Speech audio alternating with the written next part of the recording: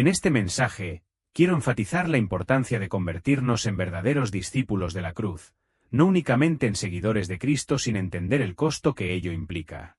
Muchas veces, como creyentes, nos enfocamos en lo que significa ser discípulos de Jesús, pero pasamos por alto la esencia misma del mensaje de la cruz. Ser un discípulo de la cruz implica abrazar el sacrificio de Cristo, comprender que no se trata solo de una idea o una doctrina, sino de una realidad que transforma nuestras vidas. El apóstol Pablo es un excelente ejemplo de lo que significa esto. Él no solo creyó en el mensaje de la cruz, sino que estuvo dispuesto a sufrir, a soportar dificultades y persecución por causa del Evangelio. Su fe no era simplemente un conjunto de creencias.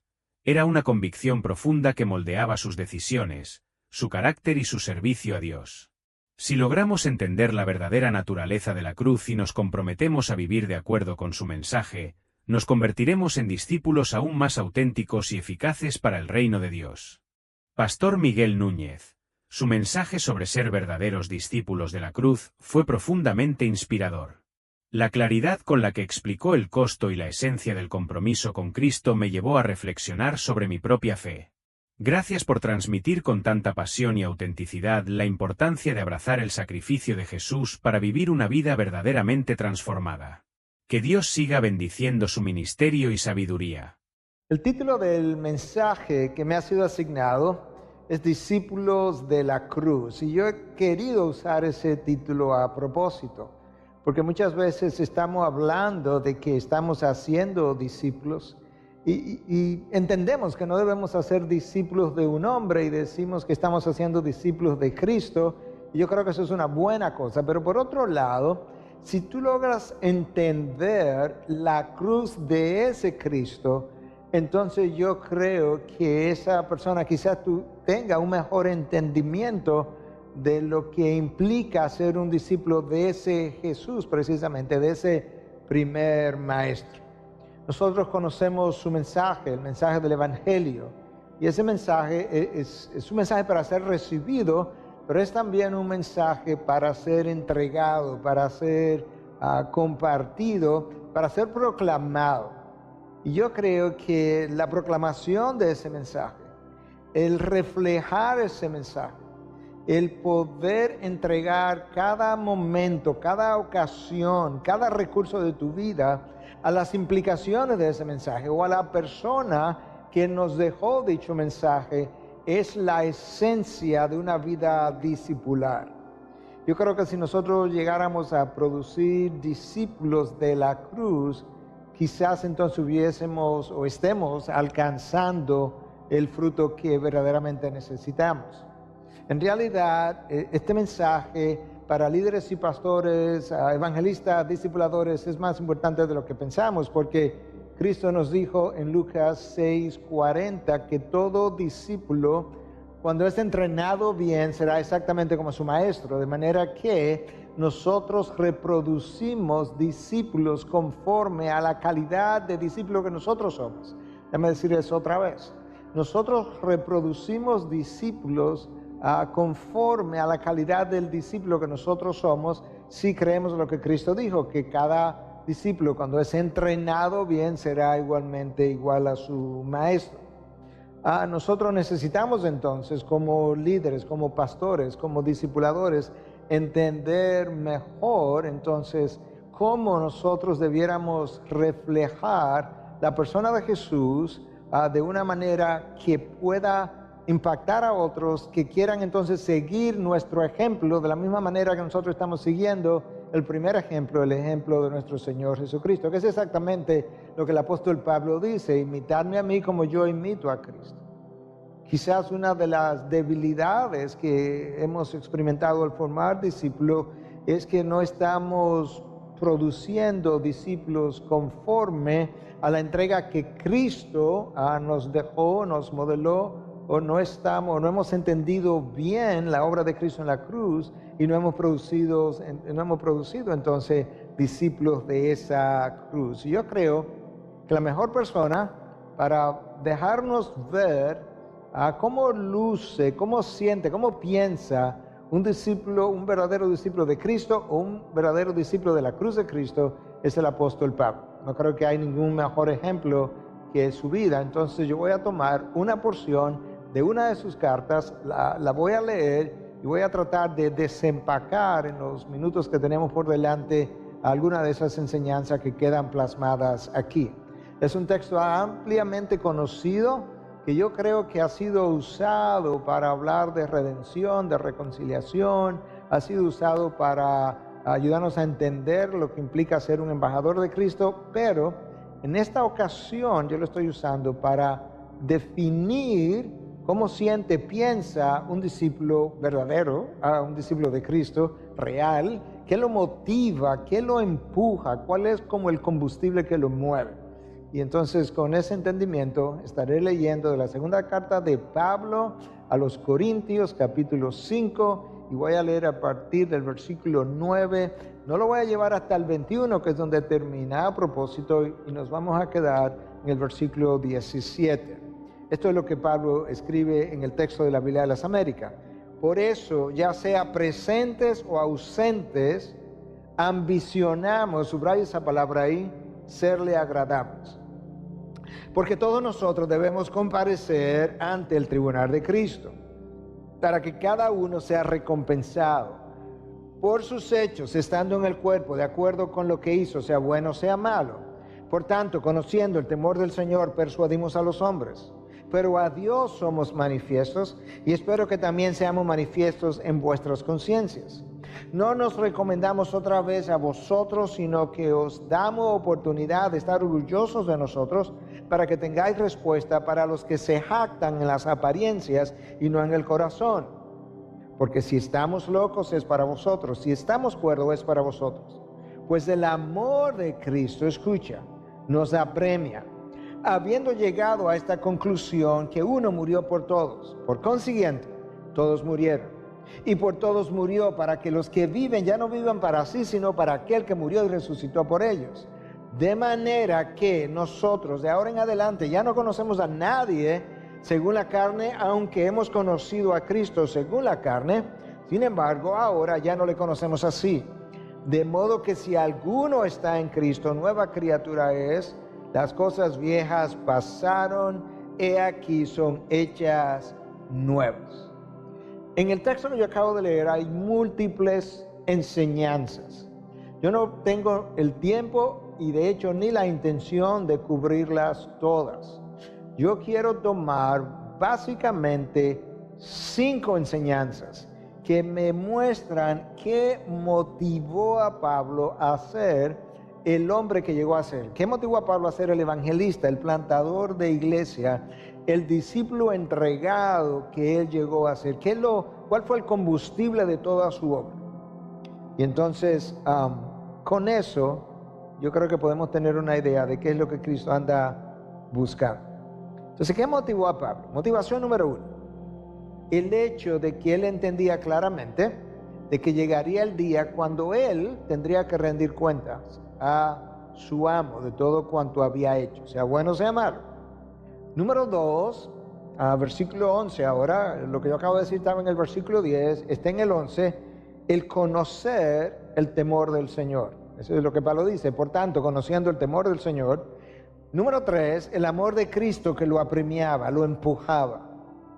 Número 4, su sentido de gratitud hacia la obra de Cristo a favor nuestro, eso está en el versículo 15. Y número 5, la nueva perspectiva adquirida de lo que es una nueva criatura, hasta el punto que ya él entendía que no podía hacer nada o considerar a nadie conforme a la carne. El entendimiento que Pablo adquirió de la obra de Cristo a favor nuestro es lo que lo motiva y lo llevó a ser el gran Pablo, si pudiéramos llamarle, que las Escrituras nos presentan. La realidad de que habría un día en que él tendría que rendir cuenta de los dones, talentos, oportunidades, recursos, personas con las que interactuó. Él tendría que rendir cuenta de todo eso ante su Señor.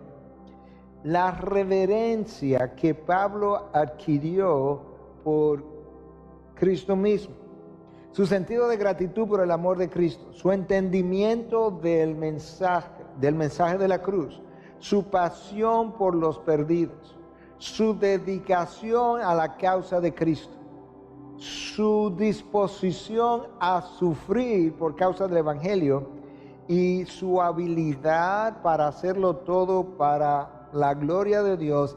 Ese ejemplo no ha sido sobrepasado, ni siquiera igualado en 2000 años de historia.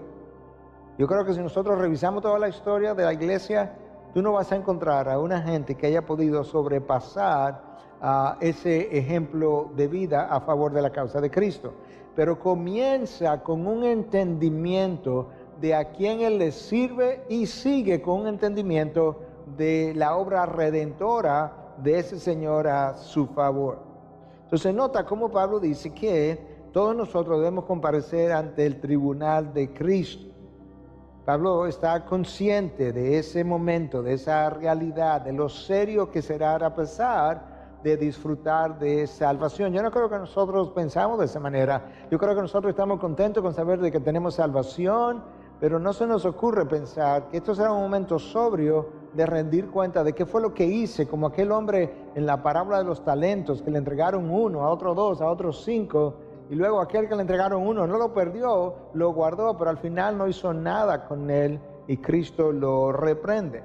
Esa sola realidad llevó a Pablo a considerar que él tenía que ser un buen mayordomo de todas y cada una de las cosas que el Señor le había entregado, incluyendo los discípulos mismos que el Señor le había puesto en sus manos.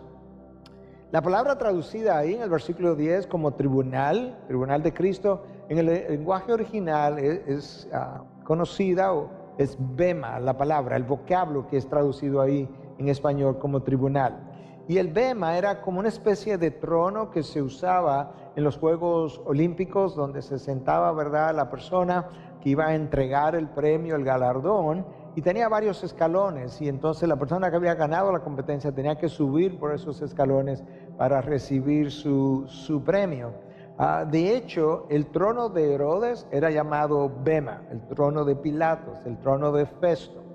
Y Pablo está usando esa palabra para ayudarnos a entender un poco que de esa misma manera hay como una recompensa que yo voy a recibir, o quizás hay recompensas que no voy a recibir, y de hecho la palabra habla de recompensas a recibir y habla también de recompensas a perder conforme al uso que nosotros hayamos hecho precisamente de esas oportunidades entregadas por Dios a nosotros. Nosotros hemos recibido dones, talentos, oportunidades, relaciones, ocasiones, momentos especiales, encuentros especiales, y todo eso será evaluado a la luz de lo que Dios esperaba de nosotros.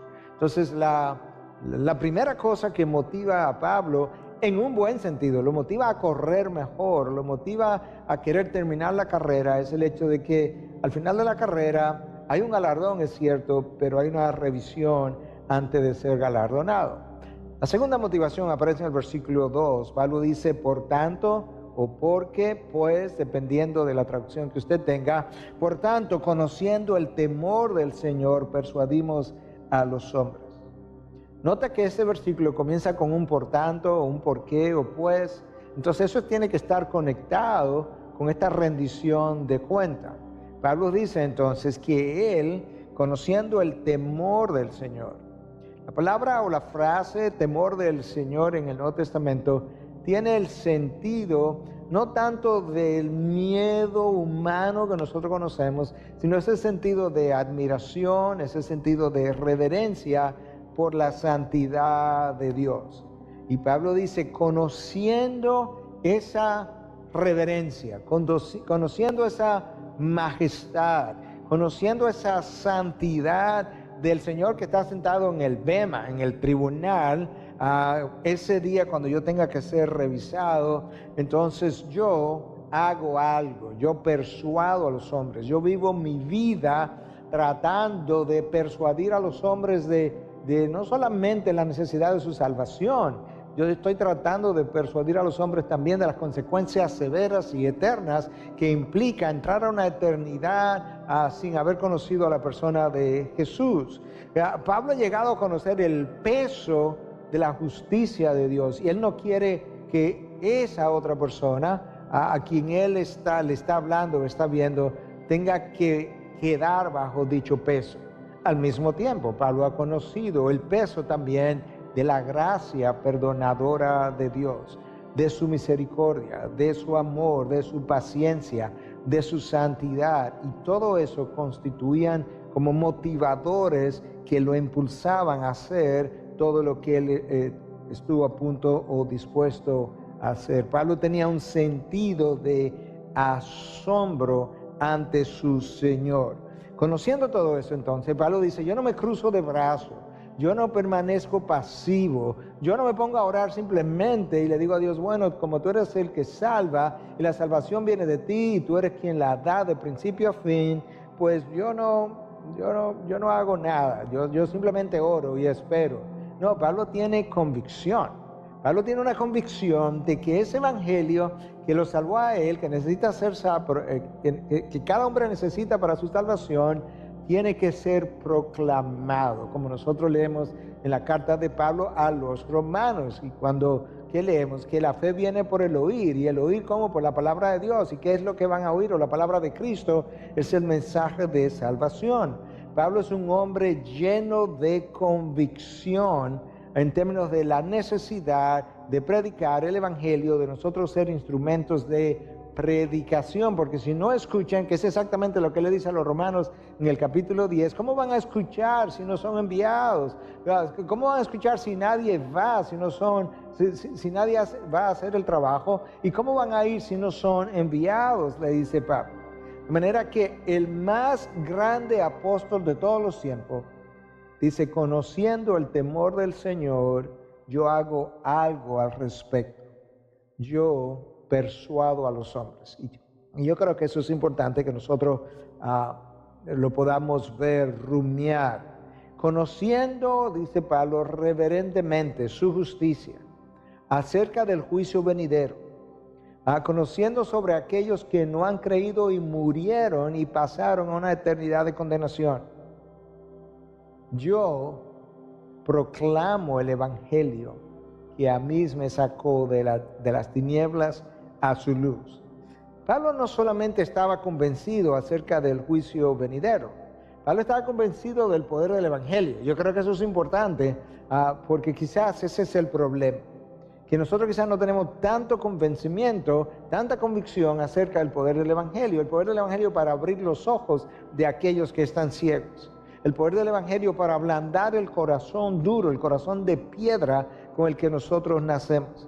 El poder del evangelio para convencer a los hombres de sus pecados, para convertir el corazón, para libertar a los cautivos, para cambiar la forma de pensar, la forma de sentir del ser humano. Quizás parte del problema es que nosotros no estamos tan convencidos como Pablo, porque Pablo dice que yo persuado a los hombres. Bueno, si Pablo persuade a los hombres, eso por definición implica que él fue un hombre también persuadido por el mismo evangelio y el poder del evangelio y la gracia del evangelio. Entonces, yo tengo que preguntarme ahora si verdaderamente yo soy lo suficientemente convencido del poder del evangelio y de la necesidad de evangelizar. Porque quizás, si yo no he sido un mejor discipulador, si yo no he ido a discipular, y cuando digo ido, no me estoy refiriendo a ser misionero, no, a vivir una vida donde las interacciones que yo tengan la motivación de llevar un mensaje de salvación a personas que aún no han escuchado y aún más allá, porque el evangelio a veces lo limitamos simplemente al mensaje de salvación y se nos olvida que aún la santificación misma que ocurre después de creer es una consecuencia, es una implicación de todo lo que el evangelio nos revela. Quizás, piensa por un momento, quizás yo no he experimentado el poder del evangelio con la fuerza necesaria para empujarme. Quizás esa es una de las razones. Tal vez nos hemos sentido cómodos y en nuestra comodidad nos sentimos seguros porque ya yo tengo salvación. Entonces, como ya yo tengo salvación, quizás el amor por el prójimo, por el otro, el perdido, quizás no es algo que es como de primera importancia, porque ya mi seguridad ha sido garantizada. O quizás yo estoy muy ocupado y soy uno como esos que fueron donde Cristo, y Cristo le dice, ven y sígueme. Le dice, no, Señor, mira, es que yo todavía tengo una tierra que tengo que vender, mi padre todavía no ha muerto, yo lo voy a atender, y cuando él muera, entonces yo voy a venir, te voy a seguir. Y Cristo le dice, bueno, ninguno que pone su mano en el arado y mira hacia atrás es digno de seguirme. Pablo también es un hombre convencido de los propósitos de Dios para la humanidad. Pablo no estaba simplemente convencido de que Dios tiene un propósito para su vida. No, Pablo sabe que nuestro Dios es un Dios global, por así decirlo, universal, y Él tiene un plan para toda la humanidad, y de hecho, tiene un plan para todo el universo. Y Pablo está convencido de eso, y él sabe que Él es, junto con todos nosotros, de los instrumentos elegidos para hacer precisamente esa obra. ¿Qué más motivó a Pablo? Hemos hablado de dos cosas en esencia, el temor del Señor, él conociendo el temor del Señor, y el hecho, esa fue la número 2, la primera, sabiendo que vamos a rendir cuenta ante el tribunal de Cristo. Número 3, como motivación para Pablo, es el amor de Cristo, versículo 14. El amor de Cristo me apremia, me constriñe, habiendo llegado a la conclusión que uno murió por todos. Ahí donde comienza la comprensión del amor de Cristo. Es que el que no conoció pecado fue hecho pecado. Aquel que estaba disfrutando de su gloria dejó la gloria precisamente por amor al mundo. Tanto amó ese Cristo al mundo tanto amó Dios al mundo que nos dio a su unigénito. Tanto amó el unigénito también al mundo que dio su vida para que todo aquel que cree en Él no se pierda, mas tenga vida eterna. El apóstol Pablo entonces se siente ante esa realidad, como yo he hablado en otras ocasiones en nuestra iglesia, que él ha sido colocado por el amor de Cristo entre una espada y la pared. Ese es como el sentir la fuerza de esta expresión en el original, que cuando Pablo dice el amor de Cristo me apremia, es como que me ha empujado en contra de una situación donde no me deja con ninguna alternativa que no sea la de hacer algo a favor de su causa, porque es tan extraordinario lo que yo he experimentado, que el amor de Cristo me controla. Esa sería otra forma de pensar, que es lo que Pablo está tratando de decir. Si quiero ir en esta dirección, no puedo ir, porque el amor de Cristo me tiene tan controlado que me lleva en la dirección de los perdidos. Escucha cómo Pablo llegó a entender su misión, su llamado. Cuando escribe a los romanos, en esa carta, ¿verdad?, que le escribió antes de haber estado en Roma, ya tenía amigos allá, pero nunca había estado allá, era gente que él había conocido en sus viajes. Y en Romanos 1:14 dice, tengo obligación tanto para con los griegos como para con los bárbaros, para con los sabios como para con los ignorantes. Yo estoy obligado a predicarle este mensaje de salvación a todo el mundo. ¿Te imaginas que nosotros tengamos la misma convicción y yo me sienta obligado a predicar el mensaje del Evangelio a niños, a jóvenes, a mis hijos, a mis vecinos, a mis compañeros de trabajo? ¿Qué es lo que Pablo entendió que nosotros quizás no hemos entendido? Porque Pablo está siendo movido de una manera que yo no soy movido, o nosotros no somos movidos. Número 1, algo que ya yo mencioné, el inocente murió por el culpable. El Rey de Gloria dejó su gloria, vino aquí a la vergüenza, nos encontró en vergüenza para llevarnos a su gloria. Que Cristo, el Santo, se dejó clavar en un madero, pero lo hizo por el malvado. Que el dador de vida entregó su vida justamente para sacarme a mí de mi muerte espiritual y llevarme a la vida eterna. De manera que la realidad de la cruz de Cristo, porque todo lo que yo acabo de mencionar está relacionado a la cruz de Cristo. La realidad de la cruz de Cristo movió a Pablo profundamente a vivir de la manera que vivió y a entregar cada momento a la causa de Cristo. Por eso es que él escribe a los filipenses y le dice, para mí el vivir es Cristo. En otras palabras, Cristo no es una parte importante de mi vida. Cristo no es la parte más importante de mi vida. No. Cristo es mi vida. De manera que eso es como tú y yo nosotros tenemos que pensar. El hecho de que Cristo sea mi vida no implica que yo tenga que ser un misionero, pero sí implica que yo vivo cada realidad que me toca vivir a la luz de lo que ya yo soy en Cristo. ¿Cómo es que Dios puede clavar a su Hijo para el perdón de mis pecados y que yo pueda permanecer pasivo ante la perdición de los demás? Yo creo que el apóstol Pablo dimensionó eso que yo acabo de mencionar. Y nosotros necesitamos hacer lo mismo, porque yo creo que nosotros hemos trivializado muchas veces, no simplemente el mensaje del Evangelio, hemos trivializado la obra redentora de Cristo a nuestro favor. Yo creo que hemos minimizado la cruz.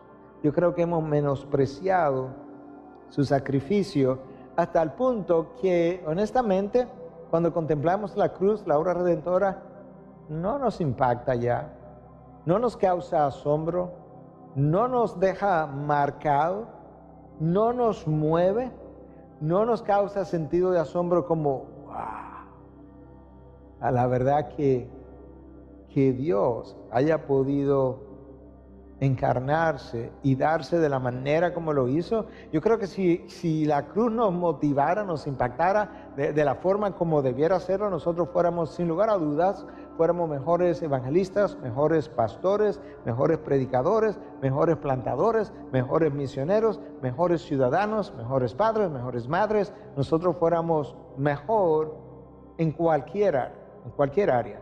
¿Por qué? Porque la cruz me llama a una entrega total, de tal forma que yo pueda verdaderamente reflejar que he entendido el amor de Cristo por mí.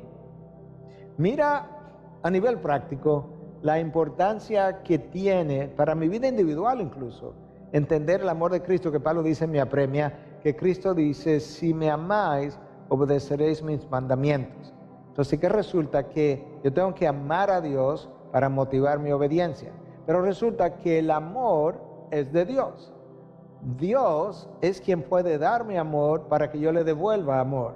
Entonces, para eso yo necesito ser impresionado por el amor de Dios. Yo necesito entenderlo. Yo necesito ver en todo su esplendor de qué manera Dios me ha amado, para que de esa misma manera entonces yo pueda no solamente devolverle en amor, sino que eso mismo va a hacer que yo le obedezca y voy a vivir mi vida de esa manera. Y una de las cosas una de las áreas donde le voy a obedecer es en el área de la Gran Comisión, donde yo voy a ir y a ser discípulo. Recuerda que yo soy llamado a ser un discípulo, pero soy llamado también a hacer discípulos.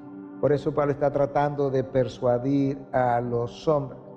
Pablo está considerando ¿cómo es que Él puede bajar del cielo a la tierra y yo no puedo moverme de mi casa a la del vecino a tratar de impactar su vida con el mensaje del Evangelio, aun si la primera vez que voy no lo proclamo, sino que lo hago en otra ocasión?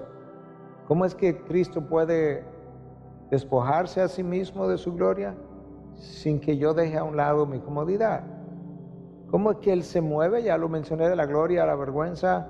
Me saca de la vergüenza sin que yo esté dispuesto a ir y tratar de sacar a otros de su vergüenza. ¿Cómo es que Cristo puede usar sus clavos y sus heridas para ministrar incluso a un Tomás, a un incrédulo, y yo no estoy dispuesto a sufrir por el Evangelio que a mí me dio salvación? El apóstol Pablo fue movido, como ya hemos ido mencionando, por diferentes razones, la comparecencia ante el tribunal de Cristo, el temor del Señor, el amor de Cristo. Número 4, el sentido de gratitud. Nota cómo Pablo lo dice ahora en el texto que leímos anteriormente. Para los que viven, ya no vivan para sí, sino para aquel que murió y resucitó por ellos. Ese sentido de gratitud ha hecho que Pablo le dé toda su vida, toda su energía, todo su trasfondo, todo su pasado, todo su presente, todo su futuro a la causa de Cristo. Si hasta este momento alguien tenía duda al escucharme que esta es la manera de vivir, ahora yo creo que Pablo lo deja ampliamente claro cuando dice que los que ahora viven, porque estábamos muertos, ya no sigan viviendo para sí. Entonces, ¿para quién vamos a vivir? Para Cristo. ¿Cómo es que Él puede morir por mí? Morir por mí, yo no estoy dispuesto a vivir por Él. ¿Qué intercambio? Él muere, yo vivo. Pero no vivo para mí, sino para aquel que dio su vida. Y esa es la pregunta que yo creo que Pablo se hizo, que Pablo respondió. Y esa es la pregunta que tú y yo debiéramos responder. De hecho, no sería lógico, ni siquiera, piensa ahora, no sería lógico, no sería racional vivir para nosotros mismos si yo conozco el temor del Señor, si yo conozco el amor de Cristo, si Él muere en mi lugar, no sería lógico que yo continúe pensando que mi vida me pertenece, porque no me pertenece. De hecho, Pablo dice esto de diferentes maneras, en diferentes momentos, diferentes grupos. Cuando él escribe a los Corintios, en la primera carta, en 6:19, le dice, no sois vuestros. Ya no tienes, tú no tienes un título de propiedad sobre tu vida, ese título de propiedad lo tiene Cristo. En el próximo versículo, en 6:20, le dice, pues, le da la razón, primero dice, no soy vuestro, y luego en el próximo versículo dice, ¿por qué ya no eres vuestro? Pues por precio habéis sido comprados. Por tanto, glorificar a Dios en vuestro cuerpo. ¿Tú sabes por qué? ¿Por qué no eres vuestro?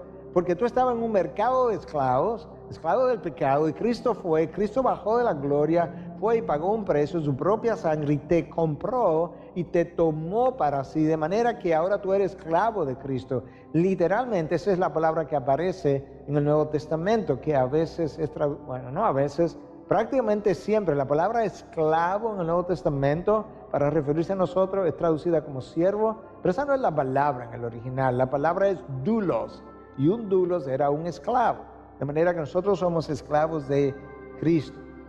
Y por eso es que Pablo está usando un vocabulario común a ellos, porque en esa época existía la esclavitud y se vendían los esclavos y se compraban los esclavos. En la misma carta, capítulo 7, versículo 23, Pablo dice, comprados fuisteis por precio, no os hagáis esclavos de los hombres, o eres esclavo de los hombres o eres esclavo de Dios. A quien tú le sirves, de ese tú eres esclavo.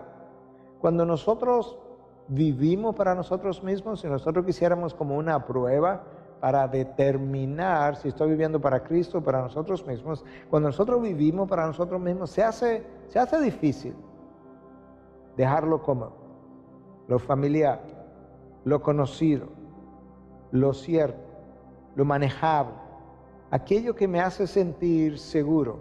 Se hace difícil dejar eso cuando tú estás viviendo para ti mismo. Ahora, cuando tú sigues a Dios, tú vas a escuchar, y esto lo voy a usar ilustrativamente, tú vas a escuchar cosas como la que Abraham escuchó. Vete de tu tierra y de tu parentela a la tierra que yo te mostraré.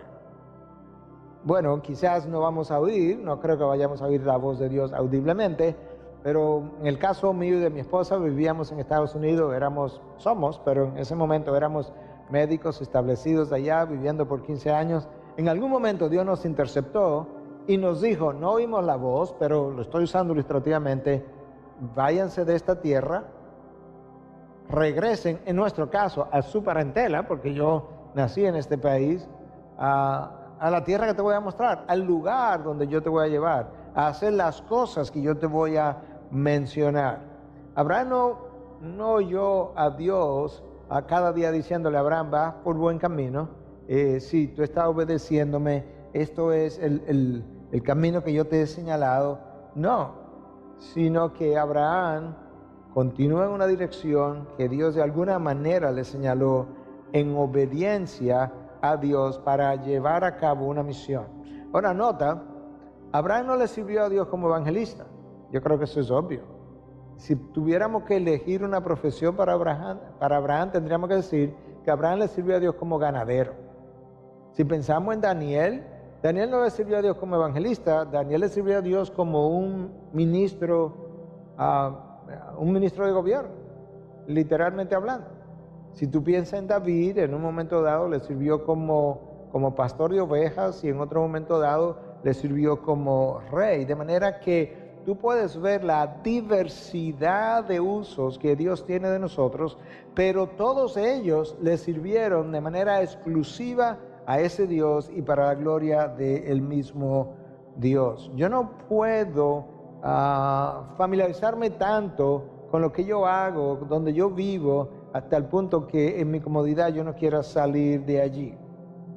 El sentido entonces de gratitud que Pablo experimentó por lo que Cristo hizo por él, es lo que lo lleva a decir, bueno, ahora aquellos que viven no deben continuar viviendo para sí mismos, sino para aquel que los compró, una gratitud genuina. La gratitud es un gran incentivo para ir. Si realmente tú no te sientes ampliamente, profundamente agradecido de la obra que Cristo hizo, sino que, bueno, sí, Señor, gracias porque tú me compraste y moriste en la cruz, pero tú no hay algo profundo en ti que mueve tus fibras, entonces quizás ese agradecimiento no tenga la fuerza para levantarte de tu silla y que te mueva a hacer las cosas que Dios quisiera que hicieras. Escucha hasta dónde el entender estas cosas te llevan a ser un discípulo de la cruz, porque un discípulo de la cruz está dispuesto a dar su vida y a morir, incluso por la causa y por el mensaje y por la persona que murió en dicha cruz. Escucha al final de la historia redentora, en Apocalipsis 12:11, lo que nosotros leemos. Ellos lo vencieron por medio de la sangre del Cordero y por la palabra del testimonio de ellos, y no amaron sus vidas, llegando hasta sufrir la muerte. El autor de Apocalipsis se está refiriendo a un tiempo de tribulación, a un tiempo de persecución, un tiempo probablemente relativo al tiempo final. Y dice que va a llegar un momento donde estos creyentes van a dar su vida, van a perder su vida, porque ellos habían dejado de amar las suyas, habían dejado de amar sus propias vidas. ¿Por qué la dejaron de amar? Porque ellos llegaron a entender que una vida que no es vivida para la gloria de Dios es un desperdicio. Es una vida que está siendo gastada. Es una vida que está siendo, las energías están siendo gastadas, los años están pasando, me estoy poniendo más viejo, pero al final está siendo desperdiciado. La quinta y última motivación del apóstol Pablo para llevar a cabo la obra que él llevó a cabo y para contribuir a formar discípulos de Cristo de una manera que se parecieran a él, está aquí. Es que Pablo ha adquirido una nueva perspectiva frente a la vida como fruto de haber llegado a ser una nueva criatura. Escucha cómo él lo dice en el versículo 16. De manera que nosotros de ahora en adelante ya no conocemos a nadie según la carne. Aunque hemos conocido a Cristo según la carne, sin embargo, ahora ya no le conocemos así. De modo que si alguno está en Cristo, este es el nuevo nacimiento, nueva criatura es, las cosas viejas pasaron, he aquí todas son hechas nuevas. Pablo vino a Cristo y cuando él llegó a Cristo, esa nueva criatura que él llegó a ser, produjo en él ciertos cambios. Su corazón endurecido que hacía que él persiguiera a la iglesia fue sensibilizado. Número 2, Pablo comenzó a perseguir algo completamente diferente. Su meta fue transformada. Por eso es que él dice que todo aquello que él había llegado a ser, ¿verdad? Fariseo de fariseo y de la tribu de Benjamín, circuncidado el 8º día, para él todo eso era basura. Cuando él llegó a ser una nueva criatura, su rebelión expresada en esta persecución por el pueblo de Dios fue conquistada y su actitud hacia la vida y hacia los hombres en general fue cambiada. Hasta ese momento, para Pablo, quizás, obviamente no tenemos este testimonio de él, pero quizás hasta ese momento un jefe para Pablo era alguien para ser obedecido. Quizás una mujer era alguien para tener hijos o para experimentar cierto placer. Quizás para Pablo un amigo era alguien para ser usado. Un cliente era quizás alguien para sacarle provecho. Pablo dice, sí, eso fue en el pasado. Ahora las cosas son completamente diferentes. Entonces, ¿qué es lo que ha cambiado, Pablo? Bueno, yo soy una nueva criatura. Y entonces, ¿qué pasa? Yo tengo nuevos valores, yo tengo nuevas metas, yo tengo nuevo entendimiento, yo tengo nuevos ojos y también yo he llegado a entender que los hombres sin Cristo como Redentor, sin el mensaje de salvación, están perdidos para siempre. Yo tengo ahora una perspectiva eterna, de manera que yo no puedo evaluar a nadie de una manera terrenal, de una manera temporal. Yo no puedo, yo tengo que ahora ver a un jefe, a una mujer, a un amigo, como potenciales conversos de Cristo o a Cristo, y luego si esa conversión se da, yo tengo que verlos como mi hermano, mi hermana, y por tanto tengo que darle el valor que Cristo le daría. Si verdaderamente nosotros somos nuevas criaturas, entonces no podemos permanecer en nuestra vieja forma de pensar, de sentir, de ver las cosas, de vivir, de entretenimiento. ¿Por qué? Porque las cosas viejas pasaron y he aquí todas son hechas nuevas. Déjame detenerme ahí un momentito, porque yo creo que cuando hablamos de que las cosas viejas pasaron, la mayoría de las personas piensan, y en cierta medida están correctas al verlo así, piensan que esto se tiene que ver con mis pecados. Bueno, sí, mis pecados fueron perdonados, en una nueva vida, las cosas viejas pasaron. Pero no se nos ocurre pensar que eso no es lo único viejo. Hay algo más que también es viejo, que era mi forma de vivir, mi forma de pensar, mi forma de entretenerme, mi forma de vivir la vida, mi forma de usar la gente, de hablarle a la gente.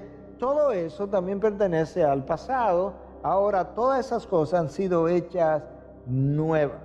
Y yo necesito entonces comenzar a ver la vida, reaccionar ante la vida con una perspectiva eterna de las cosas. Nota cómo Pablo dice entonces, de modo que si alguno está en Cristo, nueva criatura es. Las cosas viejas pasaron, he aquí que todas son hechas nuevas. Esa frase en Cristo es vital.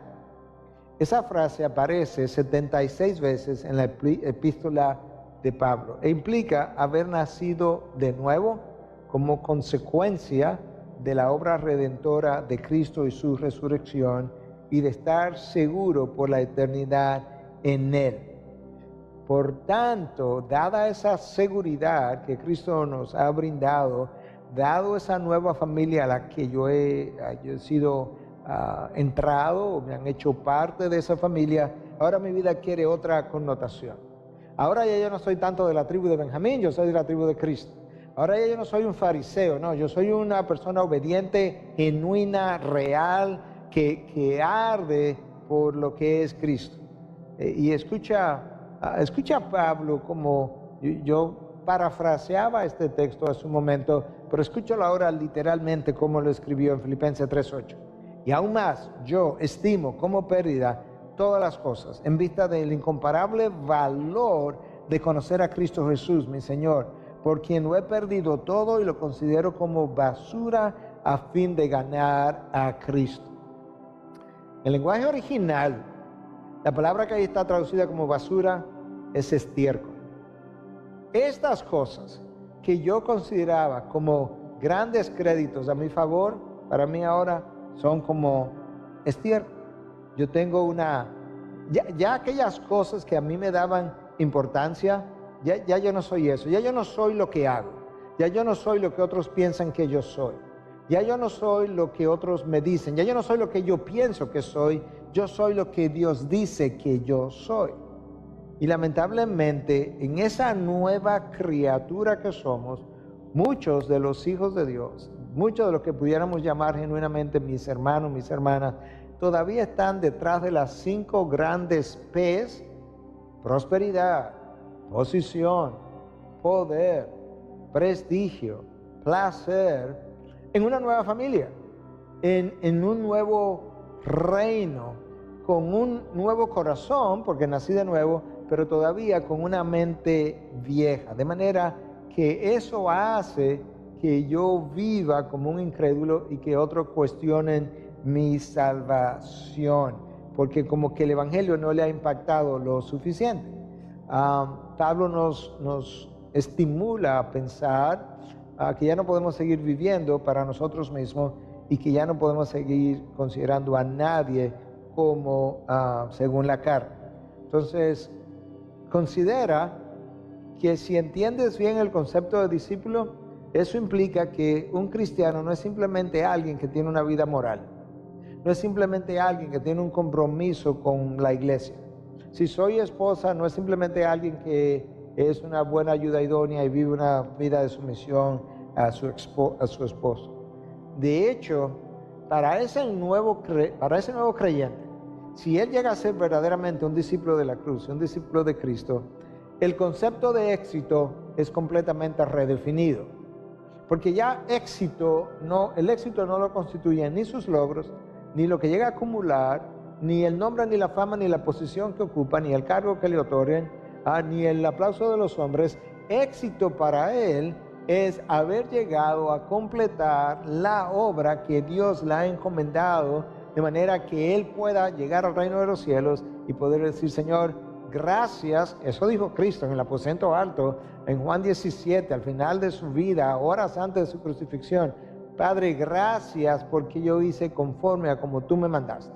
Yo no sané a todo el mundo, yo no le di de comer a todos los hambrientos, no, pero yo hice todas y cada una de las cosas que me habían sido encomendadas. Esa es la definición del éxito. La razón por la que tú y yo trabajamos una vez entramos al reino de los cielos es justamente para el reino de los cielos, no para el reino de los hombres. En ese reino de los cielos yo voy a tener mejores recompensas. El salario, que es como la mayor recompensa que muchas veces tenemos del trabajo que hacemos aquí, ni se compara con las recompensas que yo voy a recibir en la vida eterna como fruto de haber hecho aquello que Dios me entregó y que puso en mis manos. Al final del camino, la gente busca poder, prestigio, placer, prosperidad, las 5 P's de que hablamos, porque él anda en busca de calmar su inseguridad, su infelicidad, su inferioridad, su intranquilidad, su insatisfacción. Y esa insatisfacción existencial, el hecho de que no me siento satisfecho con mi propia existencia, siendo lo que Dios me hizo ser, es lo que lleva a muchos cristianos, a pesar de ser una nueva criatura, de no vivir como un verdadero discípulo de Cristo. Entonces, si yo llego, y quizás con esto yo voy ya resumiendo todo lo que quería decir, si yo llego a entender como los componentes del Evangelio, recuerda que el Evangelio es un mensaje, pero es un mensaje que tiene que ver con la vida de Cristo, la muerte de Cristo, la resurrección de Cristo. Entonces, ese mensaje, si mira todo eso que acabo de mencionar, tiene como componentes. Si yo llego a entender los componentes del Evangelio, en medio de una sociedad individualista, entonces yo voy a comenzar a entender de qué manera nosotros tenemos que vivir nuestras vidas en medio de esa sociedad egoísta, relativista, individualista de nuestros días. Rápidamente, para resumir, los componentes del Evangelio que un verdadero discípulo necesita entender. En el Evangelio hay una humillación, en el mensaje del Evangelio, porque el hombre que nos dio el Evangelio dejó su gloria, no consideró su igualdad a Dios como algo a que aferrarse, sino que se humilló. Hay un componente de sacrificio, porque la segunda persona de la Trinidad deja todo lo que la gloria representaba para hacerse hombre y morir en un lugar, en un madero, perdón. Hay un componente de gracia enorme, y no solamente de gracia sobre gracia, como Juan describe en su Evangelio.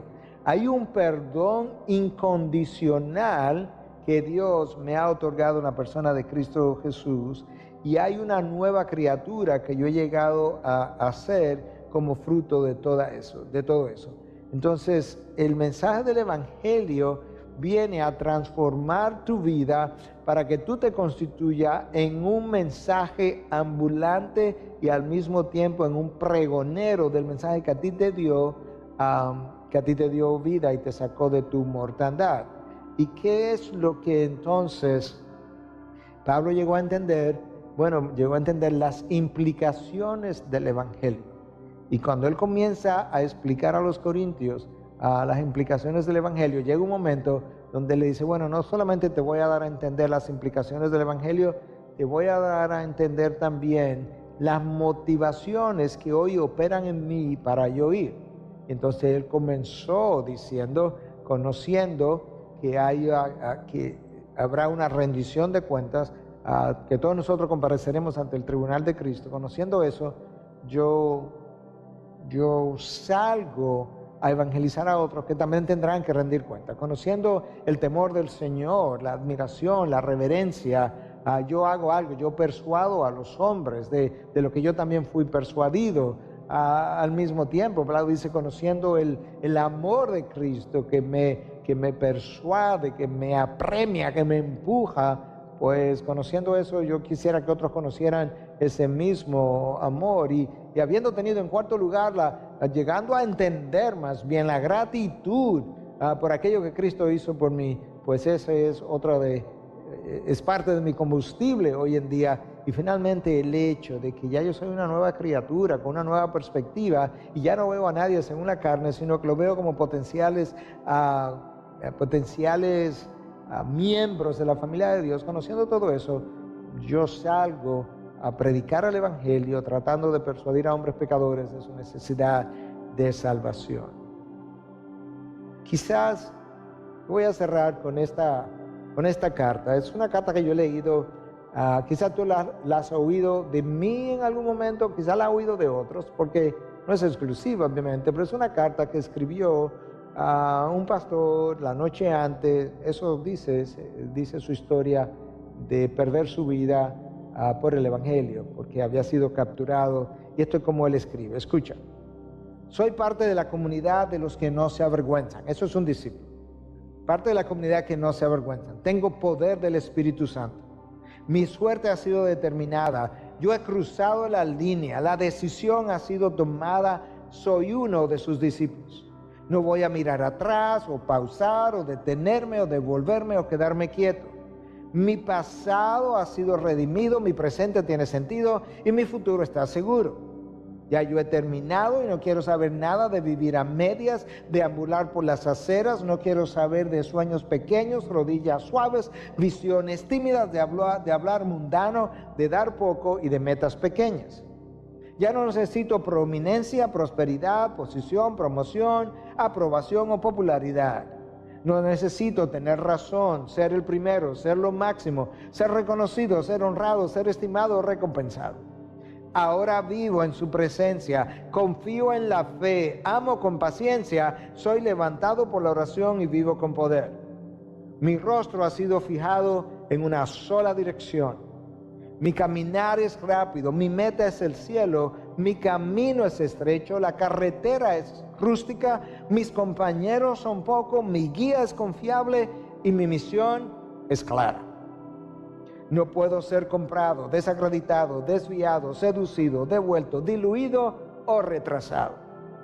No pestañearé frente al sacrificio, no dudaré en la presencia de la adversidad, no negociaré en la mesa de mis enemigos, ni consideraré la popularidad, ni daré vueltas en medio de la mediocridad.